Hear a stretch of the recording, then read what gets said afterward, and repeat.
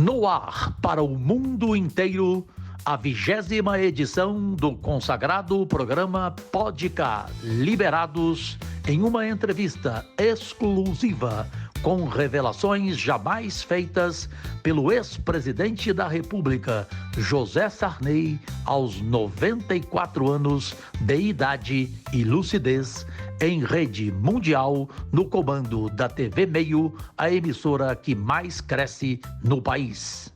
Podcast Liberados, no comando dos consagrados Jorge Cajuru e Leila do Vôlei. Oferecimento Bet Sport, sempre esquenta o jogo. Na Bet Sport você encontra as melhores cotações para esquentar a partida e tornar tudo mais emocionante. Com um site totalmente seguro e de fácil navegação, a plataforma oferece diversas opções de mercados esportivos e mais de 10 mil jogos online. Via Pix, depósito mínimo de apenas R$1 e bônus de 200% até R$1.200 no primeiro depósito. Acesse agora betsport.com ou aponte a câmera do seu celular para o QR Code na tela e faça o seu cadastro. Proibido para menores de 18 anos. Toda guerra deixa milhares de mutilados, cadeirantes.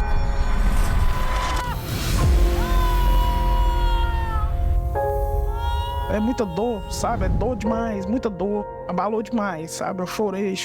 Eu era um cara que andava muito. Eu tava aqui, passava um pouquinho, montava na moto, saía. Por causa da pressa dele, hoje eu tô aqui nessa situação, né? Amputado, tudo por causa da imprudência, entendeu? Não deixe o trânsito virar uma guerra.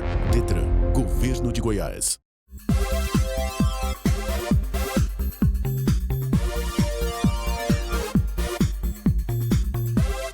Podemos entrar aí, nas suas casas? Se vocês permitem, agradecidíssimo. E sempre o desejo sincero de Deus, saúde, alegrias e vitórias em suas vidas, de seus familiares e de seus amigos.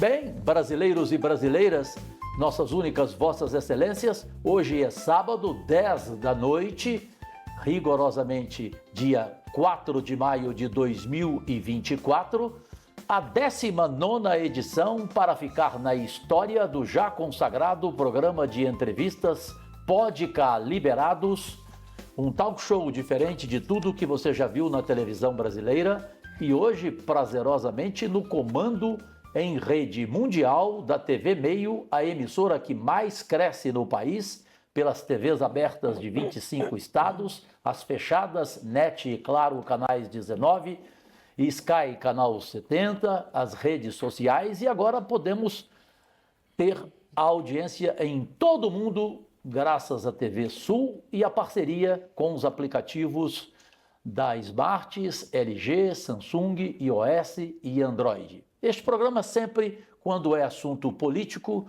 o meu privilégio é ter como entrevistadora ela, de orgulho das quadras, para hoje dar orgulho ao Brasil na vida pública, pela sua integridade, pelo seu preparo, e se Deus quiser, a próxima governadora do Distrito Federal, que aqui está, Leila do Vôlei. Que dia hoje e que entrevistado hoje, hein?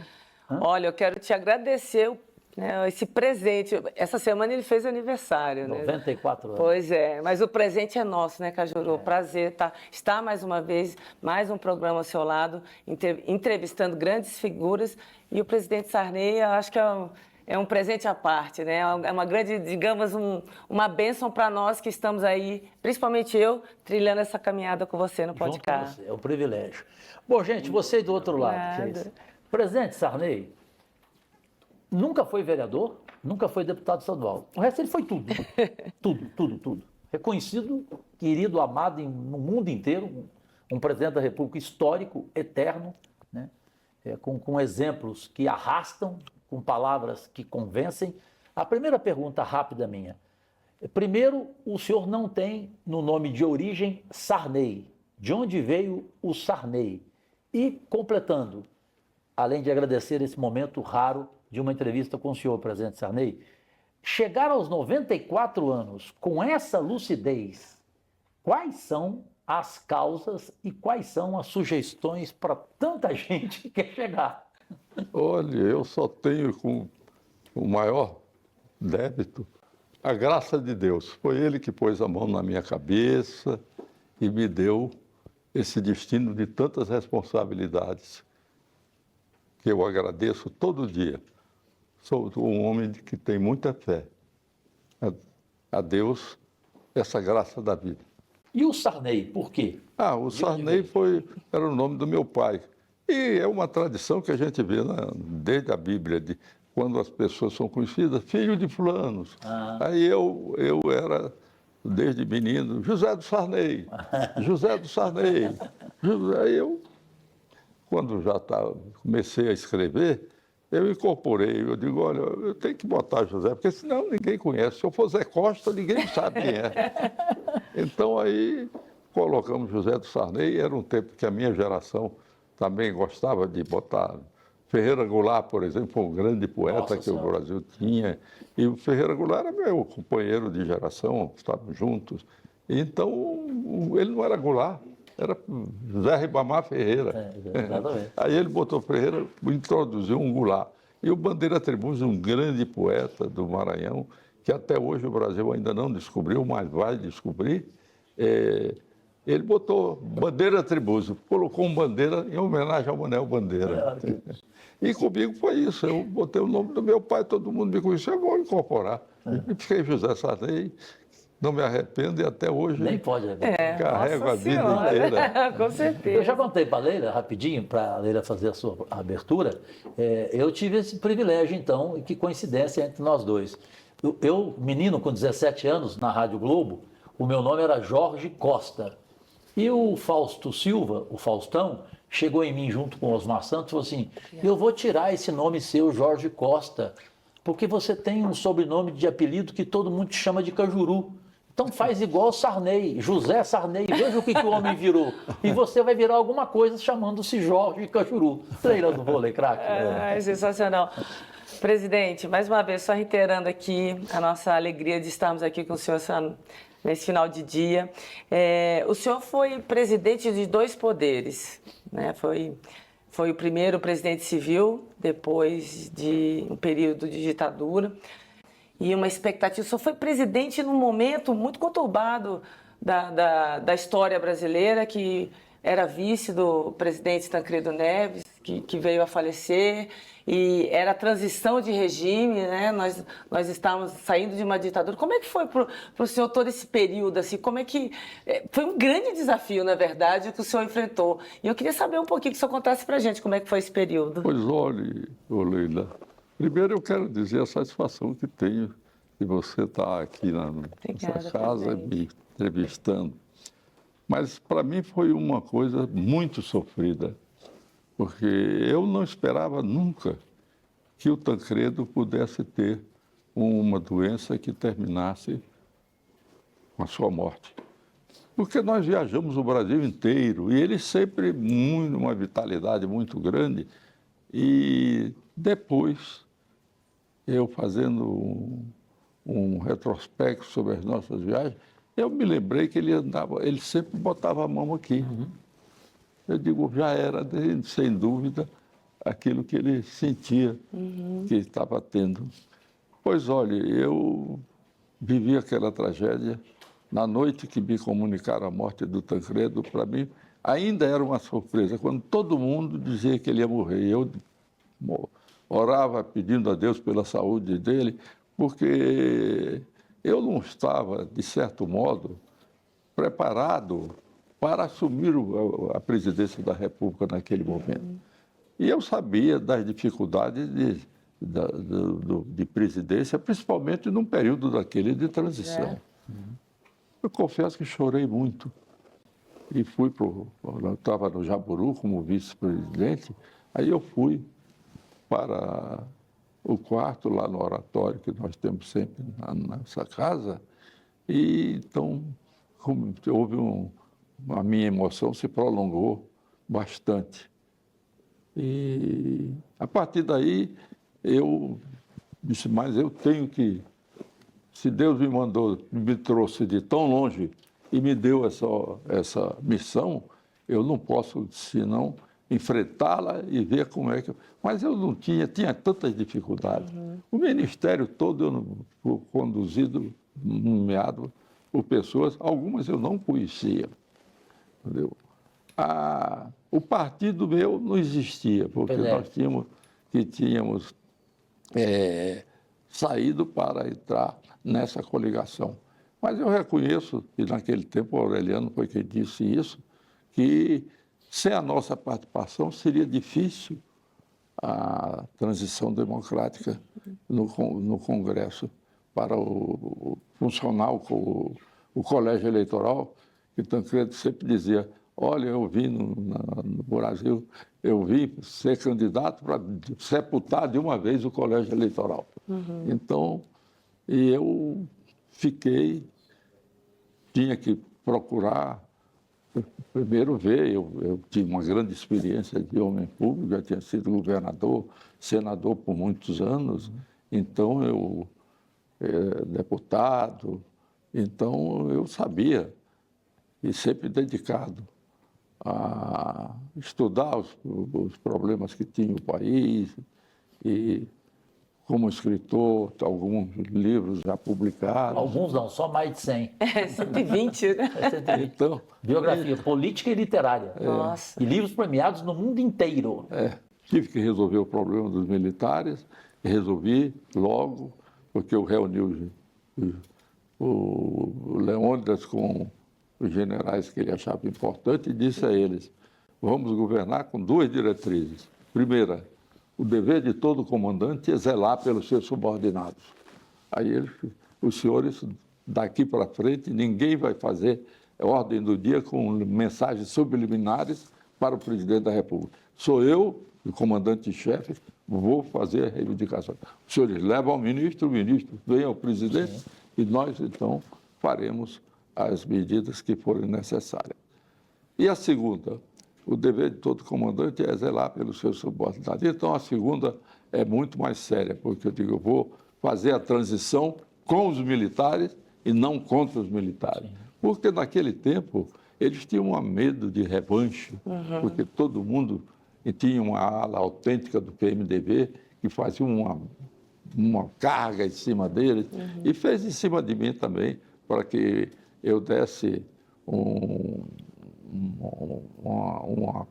uma noção de que... E queriam que eu punisse uns 2 ou 3 militares.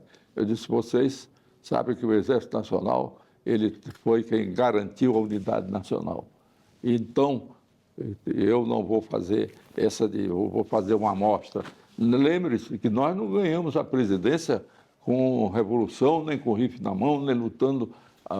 Nós ganhamos a presidência por uma engenharia política de todos nós, extraordinária, porque então nós temos hoje essa oportunidade de continuar. Uma constituinte é uma coisa difícil de se fazer hoje no mundo, que as reivindicações que trazem e com a rede social de todo mundo, era muito difícil. Então eu chamei Ulisses e disse, olha, eu vou convocar a Constituinte. Ele ficou, não faça isso agora, vamos primeiro ordenar isso. E eu convoquei logo no mês de junho. Então, e como foi esse processo, presidente? Assim, a negociação, a conversa com os parlamentares, processo duro, né? Aí eu tive com ele, porque, na verdade, eu assumi a presidência como uma coisa que a Constituição obrigava. Mas o poder passou para o Paulo Luiz, que era presidente da Câmara, presidente da Constituinte e presidente do partido. Então, mas o Ulisses era um homem público de grandes virtudes, sabe? Então, começamos a nos entender bastante. Embora ele tivesse uma influência grande no governo, de participação, aconselhamento, mas nunca tivemos uma ruptura. Perfeito. A imprensa noticiava que era a briga do Ulisses, mas não tinha briga nenhuma. Essa Constituinte foi uma terrível experiência, mas foi o que assegurou a transição democrática. Sem dúvida. Essa primeira parte está finalizando e aí eu quero que vocês esperem o menor intervalo da televisão brasileira com uma pergunta, permita-me, Leila, amada Leila do vôlei, para deixar para o senhor Porque primeiro o senhor me deu um troféu aqui antes de começar a entrevista, ao falar do meu trabalho como líder no Senado Federal. Isso todos nós temos que reconhecer, que você chegou no Senado Federal e impôs com a sua personalidade, com a sua cultura, uma liderança que tem hoje dentro do Muito obrigado. do Senado, um troféu para mim hoje, e do país. Numa conversa entre Tancredo Neves e Paulo Maluf, na disputa do colégio eleitoral, eu fui assessor de imprensa do Tancredo em Minas Gerais. Aí o Tancredo virou e falou assim para o Paulo Maluf: olha, agora você vai enfrentar um profissional e não um amador. Qual a pergunta que eu vou deixar? Presidente Sarney, o que é ser profissional na política e o que é ser amador? Voltamos já e já. Macaé, jogo estranho, jogo chato. Pô, nem fala, Diego. O jogo tá horrível. Que isso? Ah, agora sim. Agora a BetSport cantou. Qual é o problema de vocês, hein?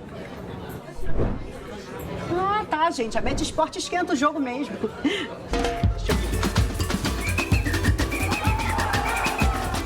BetSport sempre esquenta o jogo. Toda guerra deixa milhares de mutilados, cadeirantes.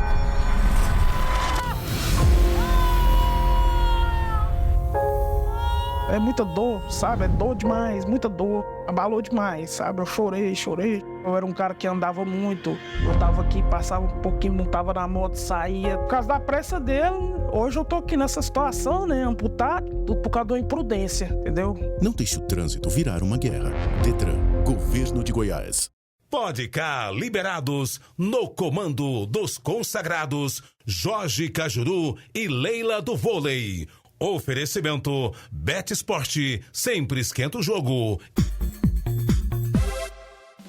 Voltamos em rede mundial, no comando da TV Meio, a emissora que mais cresce no país, com a 19ª edição do já consagrado programa de entrevistas Pode cá, liberados. Leila do Vôlei e eu, seu empregado público, um ser humano simples, ao lado de um homem histórico na nossa vida pública, enfim, na sua vida literária, que nós vamos daqui a pouco conversar. E a pergunta que deixei é esse comentário do Tancredo Neves para o Paulo Maluf. Você agora vai enfrentar um profissional e não amador. Depois eu perguntei para ele, e ele falou assim: Cajuru, o Tancredo, amador, Cajuru, o único que dá certo é o Aguiar a si mesmo, porque ele é dono do Bradesco. Então eu queria perguntar para o senhor, o que é ser profissional na política e o que é ser amador na política, presidente Sarney? Olha, eu não, acho que a expressão profissional não é atrativa. Sim. Quer dizer, eu digo que o político amador e talvez o profissional seja o que tem a política como uma profissão, com uma oportunidade de trabalho e quase sempre de maus políticos. E o político que é o bom político é aquele que realmente ele tem como objetivo da política o interesse público, né? A capacidade de fazer aquilo que a política tem como a minha definição, é a arte de ajustar e resolver conflitos dentro da sociedade. Em qualquer setor do Estado, de tudo, enfim, a política é sempre essa arte de harmonizar os conflitos. Numa sociedade de classes, certamente a gente tem que encontrar esse denominador comum. Quando uma parte quer se impor dentro daquilo, quando o político começa a defender os seus interesses e só passa dentro disso, é aquilo que nós chamamos do mal político. Estávamos aqui comentando que o senhor teve um mandato de governador, presidente, 40 anos de Senado, foi presidente de 2 poderes, o executivo, aliás, presidente e legislativo. O único com 5 mandatos de senador na história dos 200 anos do Senado, superando inclusive o Rui Barbosa, né, que teve 34 anos. Pois é. Aproveitando que o Cajuru falou com essa extensa trajetória dentro do Senado, qual foi o seu maior desafio como senador? Porque hoje nós estamos senadores, os dois, eu presidente da Comissão de Meio Ambiente e Cajuru liderando ali né, junto com o governo, esse desafio de um momento em que a nossa democracia, né, principalmente no dia 8 de janeiro, foi ameaçada. Para nós, assim, enquanto senadores, nós temos inúmeros desafios. Nesses 40 anos, para o senhor, enquanto senador, presidente do Senado, do Congresso Nacional, qual foi o seu maior desafio? Olha, eu acho que o Senado, eu tenho um grande apreço pelo Senado. Eu acho que é uma instituição que é a cúpula, quer dizer, do regime e, ao mesmo tempo, tem sido, ao longo da história brasileira, de uma grande importância. Foi o Senado quem assegurou a unidade nacional. Sim. Porque com o Senado vitalício, que hoje para nós é um absurdo, e a vida inteira, mas naquele tempo, que o país ninguém sabia e que os senadores, o que era o país, até onde ele tinha, fronteiras, nada disso. Eles viviam num vazio pensando naquele imenso território e, ao mesmo tempo, os senadores, eles iam a cavalo para o Senado. Esses homens eram extraordinários, mais ricos de carruagens, mas a grande maioria ia a cavalo, amarravam seus cavalos na porta. E essa gente, a primeira coisa da independência que eles fazem, com o Zé Bonifácio na frente, é pensar no país que eles iam construir. Então, nós vemos aquela Constituinte de 23, que depois foi dissolvida pelo imperador, eles falavam em universidade num tempo que ninguém sabia o que era universidade. Eles falavam em liberdade quando as pessoas não existiam nem habeas corpus, né? E eles falavam em modernização da educação, de tudo. O Zé Bonifácio trazia da Europa aquela concepção e foi ele que moldou. E é muito precisa a importância do Zé Bonifácio com a denominação do patriarca da independência.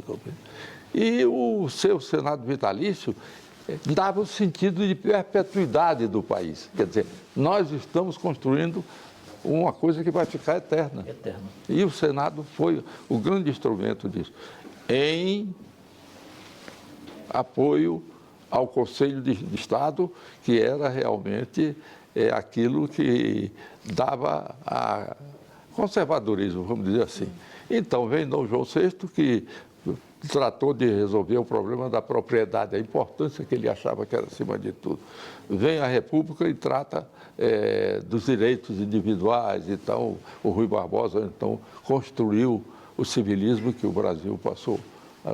Nós somos uma construção civil. Nós não temos aquilo que a América Espanhola teve, que é construir países à base de batalhas, como de Ayacucho, que foi responsável pela construção do Peru e mais aquelas todas, da Grande Colômbia.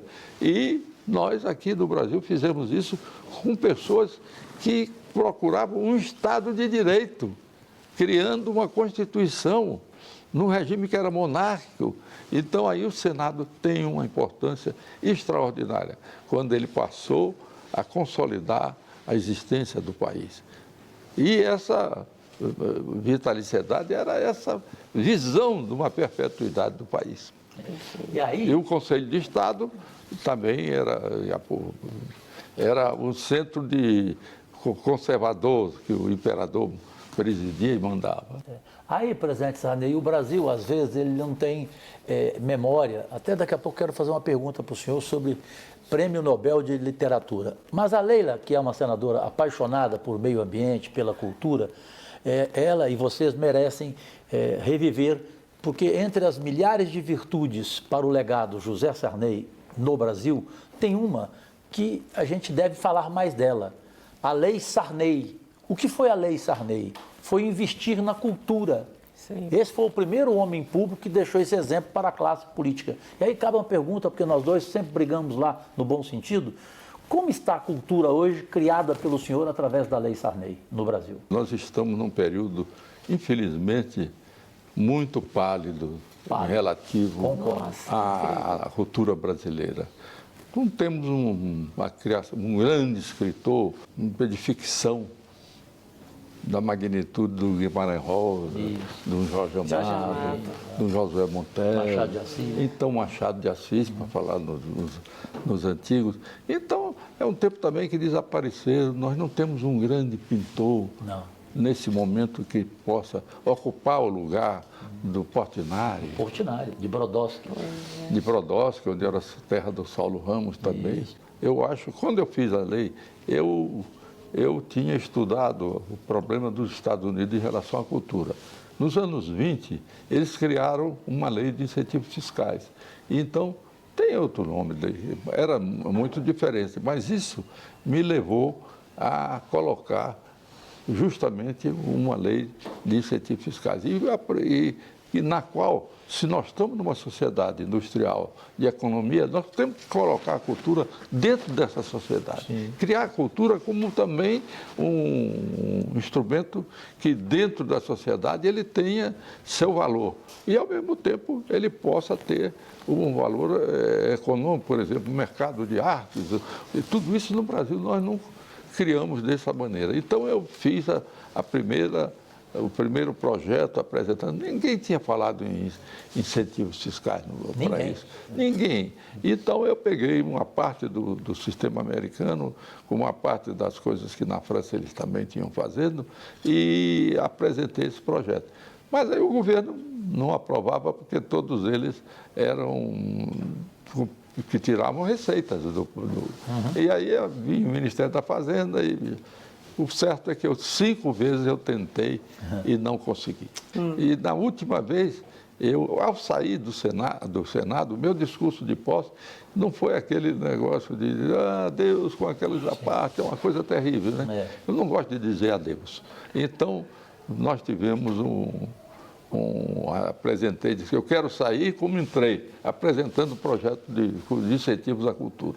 E como presidente, e já que assumi, aí dessa vez o projeto passou, porque eu sancionei. Né? Graças a Deus. Graças a Deus. A cultura agradece até hoje. E teve o Celso Furtado, meu ministro da Cultura, depois foi o Zé Aparecido, e nós conseguimos começar. Agora, a filosofia era essa, colocar a cultura dentro da nossa sociedade industrial, de mercado, industrial não, de mercado e tudo. Quer dizer, cultura tudo isso. E a filosofia era essa, para que ela fosse poderosa, como eles fizeram nos Estados Unidos. Então, aqui, o Collor entrou e a primeira vez que ele foi revogar a lei de incentivos fiscais. E aí me disse, eu soube, o Cláudio Humberto teve, ele chegou, mandou fazer a lei, o Rouanet, aí o Rouanet nunca tinha sido parlamentar, nunca tinha apresentado. Sim. E foi meu colega da Academia Brasileira de Letras, eu me dava muito com ele. Ele dizia, Sarney, não fui eu que coloquei esse nome, não. Aí, ele disse, não, eu não, pelo contrário, eu mandei oferecer ao Collor o nome dele na lei, contanto que ele voltasse com a lei. Para mim, o importante é ter a lei. Aí, e realmente, a partir desse momento, nós tivemos um desenvolvimento grande no setor cultural.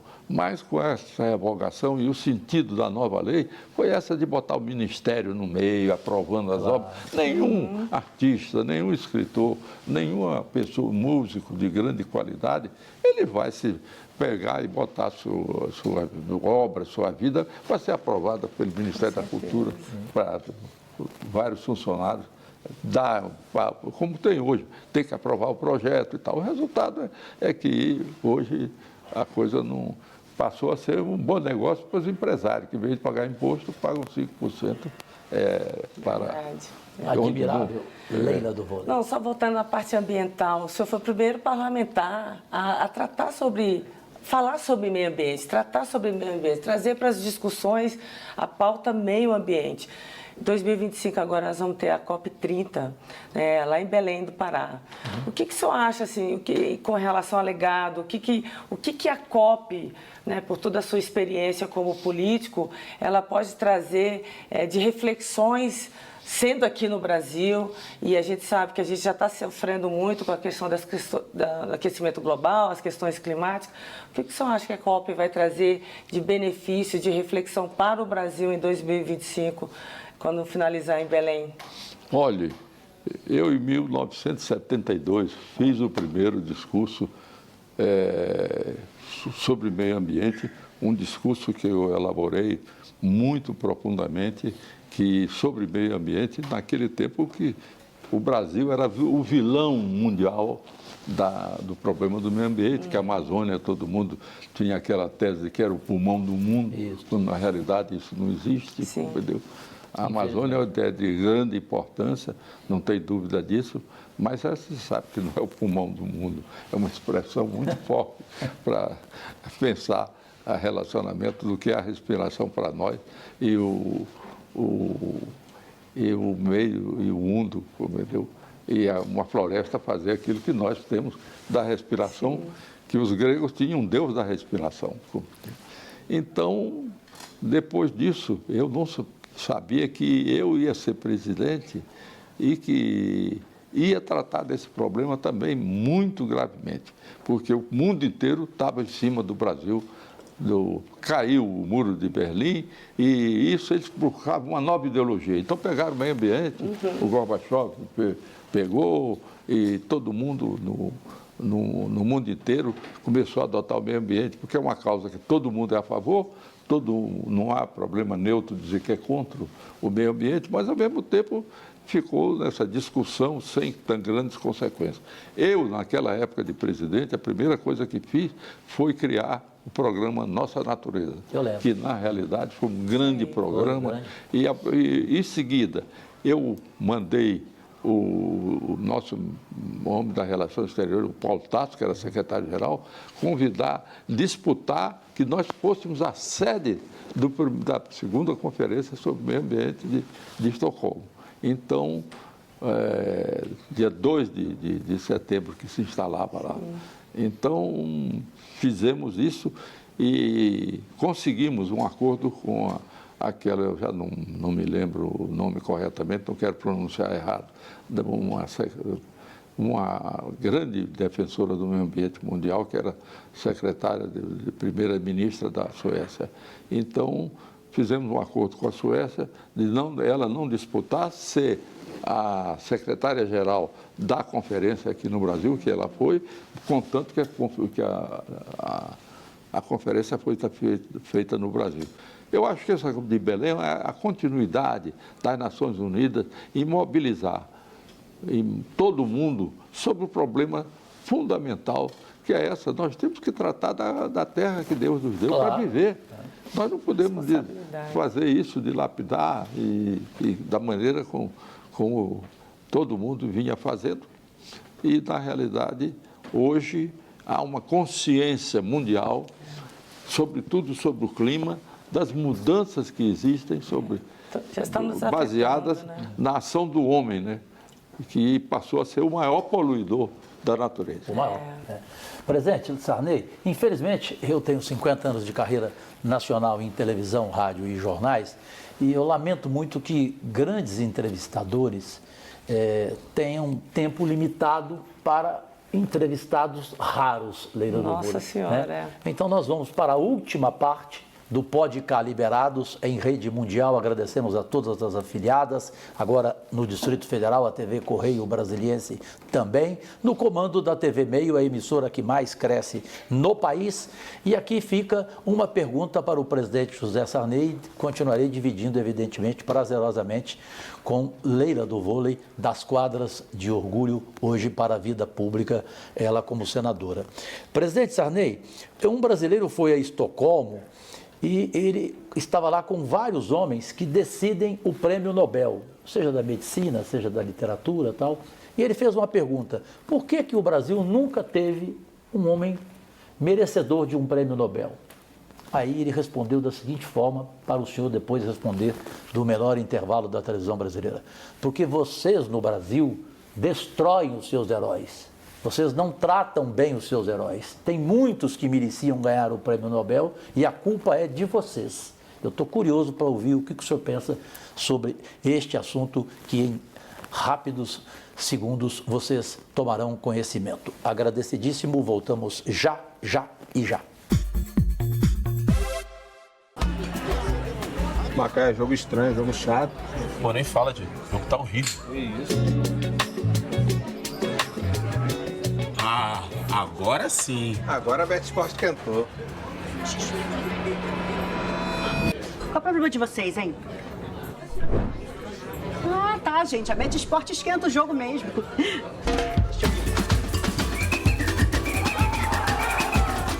Bet Sport sempre esquenta o jogo. Toda guerra deixa milhares de mutilados, cadeirantes.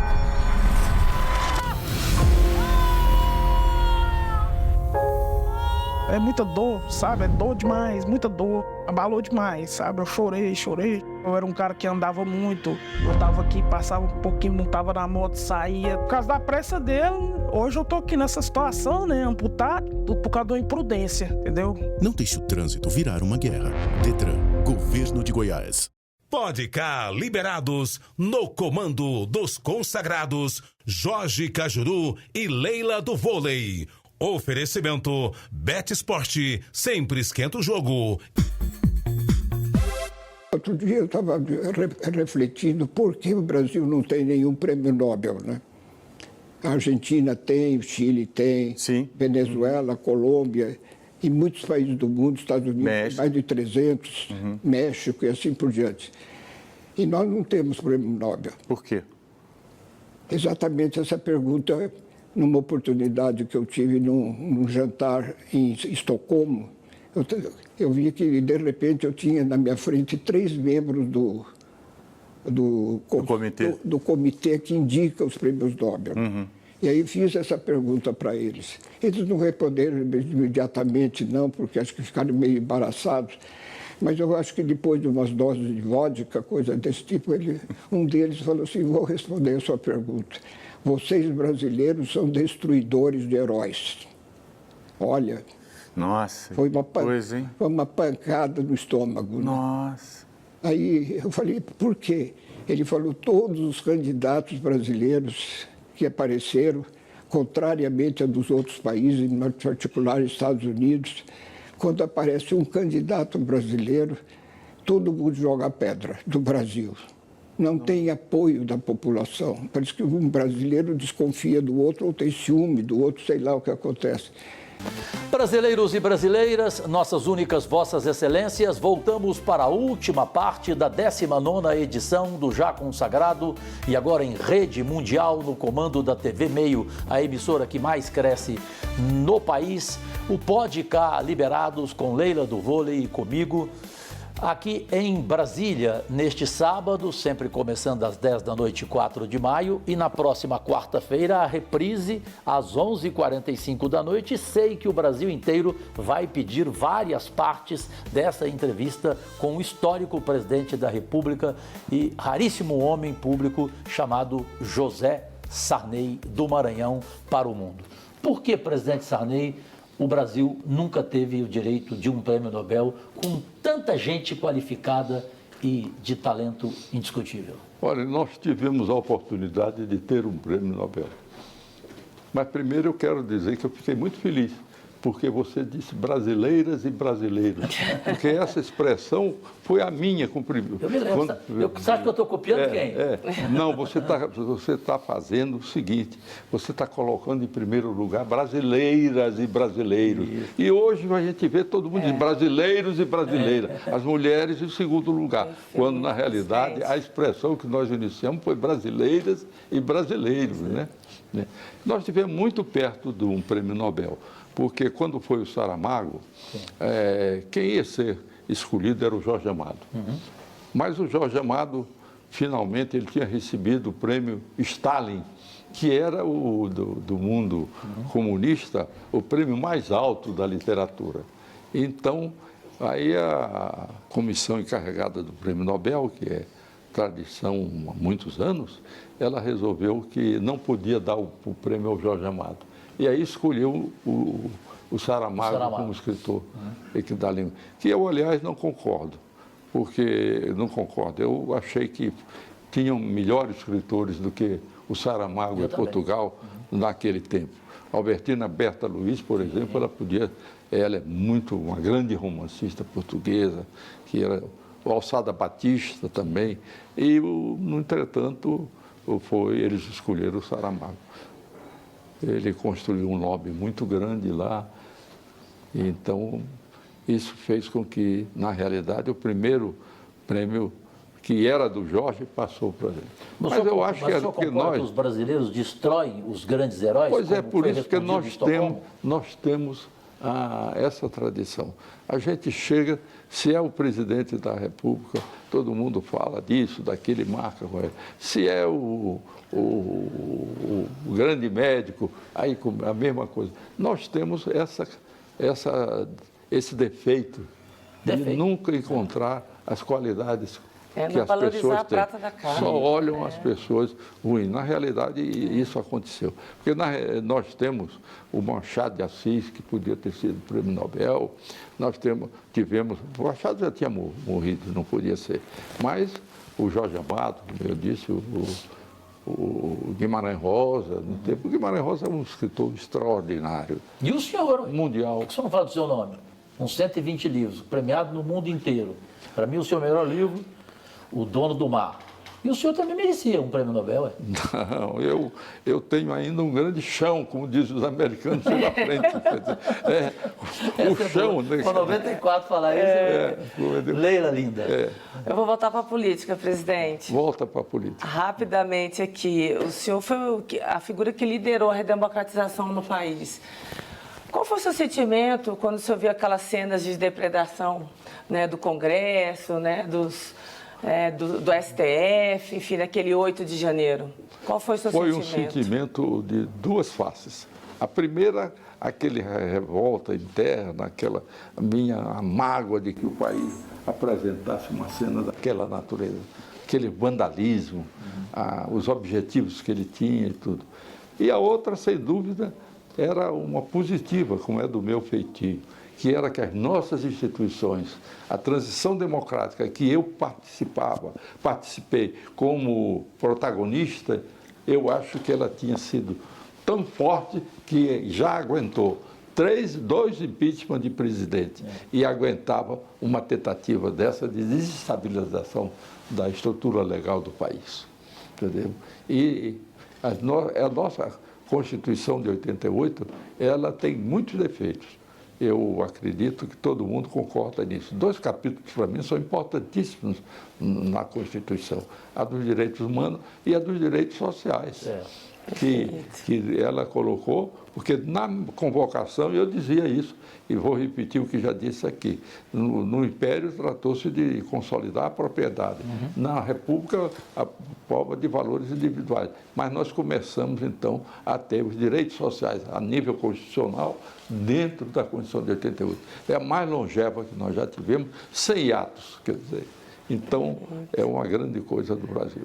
E eu incorporo a minha carreira política, porque é a oportunidade que Deus me deu, em primeiro lugar, de fazer uma coisa de contribuição mundial. Sabe o que é? Que ninguém quase fala. É o problema atômico, que é o problema mais sério do mundo. Nós somos o único continente do mundo que não tem armas nucleares. Por quê? Porque eu e o Alfonsin, nós nos reunimos e resolvemos acabar com aquele pacto, aquela luta Brasil-Argentina, quem chega na frente da bomba, não sei o quê. E a partir daí, nós fizemos isso, os brasileiros ficaram tranquilos. E eu apresentei nas Nações Unidas uma moção de que paz no Atlântico Sul, quer dizer, foi aprovada. Quer dizer, nós hoje temos a cobertura das Nações Unidas que no Atlântico Sul, quer dizer, não pode passar arma nuclear. Isso é uma coisa fantástica. Como a lei dos remédios para a AIDS, que foi feita também, apresentada por mim. Nunca ninguém tinha falado nisso. No dia seguinte da conferência de Vancouver, aí eu liguei para o Davi Wipper e o Davi, ele me disse que havia de novo, e eu apresentei também um projeto dessa natureza, de cotas. Ninguém tinha nunca discutido o problema de cota no Brasil. A lei de cota para os negros, ela realmente foi aquela que eu apresentei, de estabelecendo cotas para as universidades, concurso público, etc. Então, essa foi uma revolução naquele tempo. Eu me lembro que o Fogaça, que era o senador Gaúcho, ele me aparteou dizendo, a partir de amanhã, essa coisa que o senhor está fazendo de cota vai entrar no debate brasileiro. Entrou. Sim. Entrou, mas acontece que vocês que são parlamentares sabem disso, eu já fui tanto tempo. O pessoal pega, que às vezes, as iniciativas da gente, sai e aí tomam.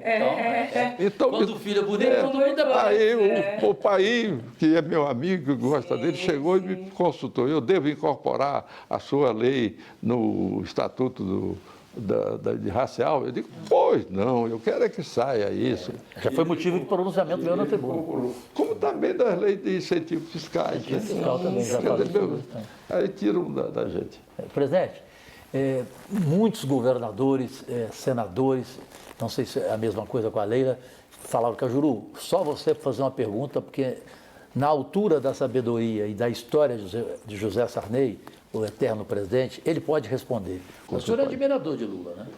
A do Lula, ele foi meu adversário, o PT fez o diabo comigo a vida inteira. Mas, quando ele foi candidato, eu, na realidade, apoiei o Lula. E, graças a isso, ele diz, e eu e o Zé de Alencar fomos importantes para a sua eleição, porque o Zé de Alencar, no setor empresarial, e que eu, no setor conservador e militar. Quer dizer, quando você diz, se o Sarney está apoiando, é porque, na realidade, nós podemos ter certeza de que ele não vai fazer coisas que possam perturbar o país. Perfeito. Leila. Posso fazer uma pergunta? Pode não. Aproveitar esse momento. Aproveitar esse momento, como eu falei, o senhor foi presidente de 2 poderes. E a gente vê hoje, né, tanto no governo anterior como agora, esse conflito entre os poderes. Uma hora é o legislativo com o judiciário, outra hora é o legislativo com o executivo. Que conselho o senhor daria? Como o senhor enxerga esses conflitos que talvez são gerados pela mídia? A gente sabe que muito desses relacionamentos se resolve entre 4 paredes ali nos gabinetes. A gente sabe que a relação, muitas vezes, o que é dentro do gabinete não é a mesma para fora. Mas como o senhor enxerga esse momento de conflito entre os poderes? O senhor que foi presidente, tanto como presidente da República, do Executivo, liderou, chefe do Executivo, como do Legislativo, presidente do Senado. Você quer dizer essa triste polarização também, não, né? Esse conflito entre os poderes. Sim. Toda hora é uma hora o Legislativo brigando com o Executivo, outra hora é o Executivo brigando com o Judiciário, enfim. Como o senhor enxerga esse momento eu vejo uma coisa estrutural. Quer dizer, a pior coisa que o movimento de 64 fez foi ter acabado com os partidos políticos. A partir daí, partido político é onde a gente tem a sua formação política. Eu fui da UDN, que era um grande partido. Mas os partidos brasileiros, depois, não têm democracia interna. Então, as cúpulas passaram a dominar e a tomar... E eles, muitas vezes, não participam nem do parlamento, mas são que distribuem... E agora, então, com essa quantidade de recursos dados aos partidos políticos, ele saiu um canal que só se preocupa com essa parte relativa a recursos que tenha. Então, isso acabou com a formação de lideranças. Quer dizer, hoje não tem... Eu cheguei como deputado, eu tinha 25 anos, no Rio de Janeiro, e o Flores da Cunha era deputado também. E ele chegava com uma sua gravatinha vermelha, aqui, com aquele jeito uma figura interessantíssima. Aí eu estava na fila aqui, não tinha painel eletrônico, não tinha nada disso. Tinha uma cabinezinha com uma capa vermelha que às vezes fazia assim, entrava, fechava para votar. Né? Então, Flores da Cunha pegou no meu braço, eu estava na fila com ele. De onde vem isso? Eu disse, do Maranhão. Isso aqui já é jardim de infância?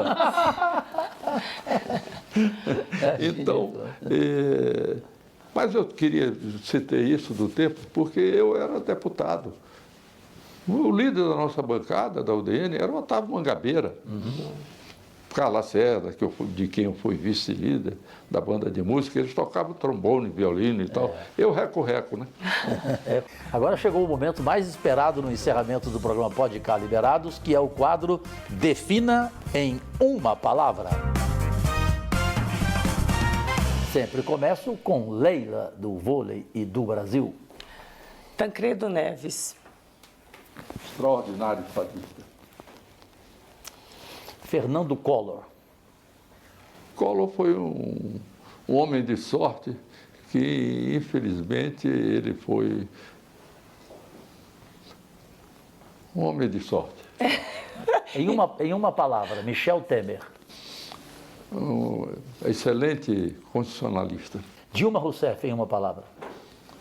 Dilma era uma mulher muito competente, estudiosa,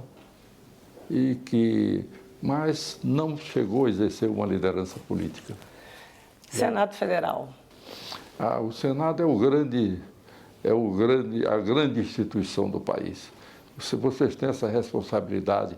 Quando eu fui presidente do Senado, eu mandei fazer um livro que contratei o Valmirei Chacon sobre o Senado, para que os novos senadores pegassem e lessem o que é a estrutura do Senado. Eu acho que o Senado, tanto que eu considero que eu fui um homem que modernizei o Senado. Quando nós chegamos lá, não tinha também, o Senado era do século XIX, 6 meses atrasada a ata que era feita à mão. Entendeu? Então, nós criamos televisão, rádio, jornal do Senado, enfim, toda aquela estrutura que tem de comunicação foi criada por mim com o objetivo de que, se todo no mundo atual de comunicação, o Poder Legislativo não tinha nenhuma ligação com o público. Através da televisão, passou a ter um canal. Ainda no quadro Define uma Palavra, o senhor a conheceu com 16 anos, ela tinha 14 anos e até hoje vocês dois juntos. Em uma palavra, Dona Marli. Minha mulher, que eu tenho muito orgulho e muita satisfação que Deus me deu para que me acompanhasse durante toda a vida. Completamos 73 anos de casados e ela disse, de um político, que as mulheres sofrem com os maridos mais do que os homens. Era a moça mais bonita do Maranhão. A gente vê pela Rosiana. Presidente, definiu em uma palavra José Sarney. Um homem de fé. E que é agradecido a Deus do destino que ele lhe deu. Aproveitando que o senhor falou em Deus, realmente, um homem como José Sarney, ele só pode, Leila, agradecer a Deus tudo nesses 94 anos de vida. Eu sei que o senhor agradece, mas eu tenho certeza que foi uma dor de um pai que tem tanto amor por uma filha extraordinária, Rosiana Sarney, quando ela sofreu aquela injustiça, aquela armação, quando ela podia ser presidente da República, havia empate técnico, inclusive. Aquela foi a maior dor da sua vida? Eu digo que não, eu não reclamo. Eu acho que a Rosiana tem grandes virtudes. Ela foi 4 vezes governadora do Maranhão, foi senadora, foi deputado federal. Então, mas aquilo foi uma coisa que começou no Brasil, a introdução da polícia dentro da política, entendeu? Então, do governo. Porque a partir daquele momento eles armaram tudo aquilo, quer dizer, e sabiam, quer dizer, montaram, foi uma montagem. Hoje já se sabe que é uma armação muito grande que foi feita. Eu não quero citar nomes, não quero de nenhuma maneira reviver, nem vale a pena. Quer dizer, mas eu tenho certeza de que ela já ganhava do Lula na pesquisa. Estava na frente. Estava na frente. Não dá para folha. Ela estava na frente. Leila, alguma curiosidade para fechar? Nada, só agradecer mesmo essa oportunidade, presidente. Mas a gente não pode deixar de ouvir pelo menos um sim ou não dele. O senhor é a favor ou contra? O senhor é a favor ou contra uma iniciativa minha, propositura minha? O fim da reeleição no Executivo, passando o mandato de 4 para 5 anos e alinharmos as eleições a cada 5 anos e não mais a 2 anos, a cada 2 anos. Olha, eu sou a favor. Opa, que alegria! Ganhei um ano. Naquele tempo que foi votada a reeleição, o meu voto e do Pedro Simão foi no sentido de nós darmos 6 anos para o presidente da República, porque, na realidade, 4 anos é um período pequeno, mas 6 anos é um período bom para que se faça um governo completo, mas sem reeleição. A reeleição, sobretudo, presidentes, governadores, mas dos prefeitos do Brasil inteiro, a gente tem que lamentar. Muitas vezes ela não atingiu seus objetivos. E naquele seu livro sobre a democracia americana, ele diz que das coisas, das instituições que ele tem, a pior é a reeleição. Porque o presidente já chega pensando na reeleição. Então faz tudo e aí não quer criar caso, quer por força, e faz maus governos. O veneno para eles do mau governo. Então eu acho que eu votei dessa maneira, foi dessa maneira que eu votei. Mas aí foi avassalador o trabalho feito pela reeleição e nós tivemos então essa reeleição feita. Mas é bom, que saiba que você também pensa assim e que já apresentou um projeto nessa natureza. Eu acho que o Brasil tem um encontro marcado aí no futuro com uma grande reforma da parte, porque o grande problema nosso é realmente a parte política, quer dizer, nós temos que consertar a parte dos partidos. Não há democracia forte sem partido forte. Sim. E não tendo democracia interna dentro dos partidos, eles começam a ser o veículo para interesses, para outras coisas, e não a formação de lideranças. Perfeito. Leila do Vôlei e eu temos certeza que o mundo e o Brasil agradecem por José Sarney existir. Concorda? Com certeza, principalmente o Brasil. Muito obrigado pela generosidade dos dois e eu quero dizer que estou com muita satisfação. Inclusive, eu não estava pensando que nós íamos fazer uma entrevista. Foi até melhor assim. Pensei que era uma visita. E aí fui tomado de surpresa.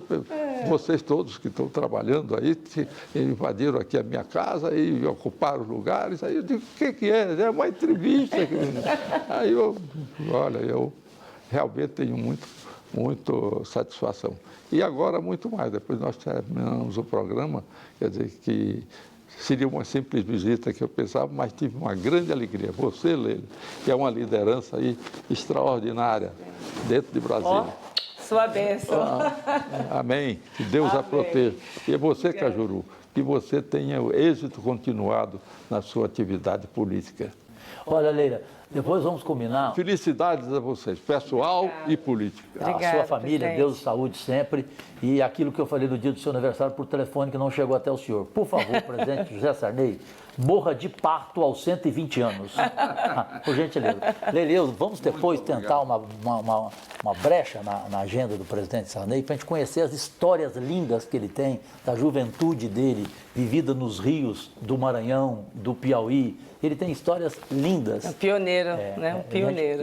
E o Brasil precisa conhecer também esse outro lado do ser humano, José Sarney, certo? Gente, Deus e saúde. Ótimo final de semana, agradecidíssimo e estamos prontos para a próxima quarta-feira com a reprise desta entrevista histórica, sem nenhuma dúvida, e exclusiva com o histórico e eterno presidente José Sarney. Muito obrigado e felicidades a todos aqueles que nos ouvem.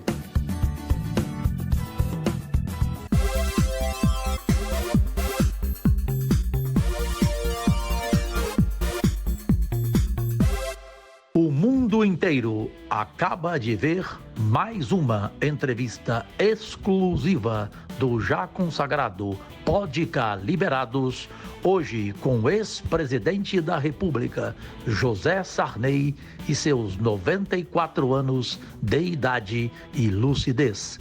Na próxima quarta-feira, reprise às 11h45 da noite, no comando da TV Meio, a emissora que mais cresce no país. Podcast Liberados No comando dos consagrados, Jorge Cajuru e Leila do Vôlei.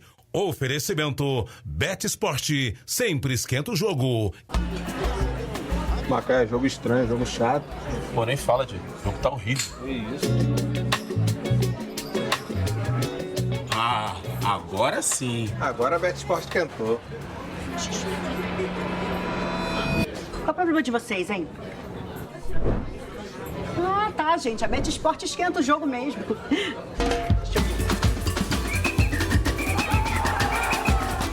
Bet Esporte, sempre esquenta o jogo. Toda guerra deixa milhares de mutilados, cadeirantes.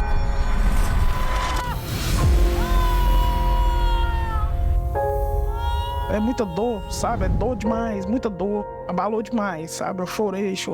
Eu era um cara que andava muito. Eu tava aqui, passava um pouquinho, montava na moto, saía. Por causa da pressa dele, hoje eu tô aqui nessa situação, né? Amputado, tudo por causa da imprudência, entendeu? Não deixe o trânsito virar uma guerra.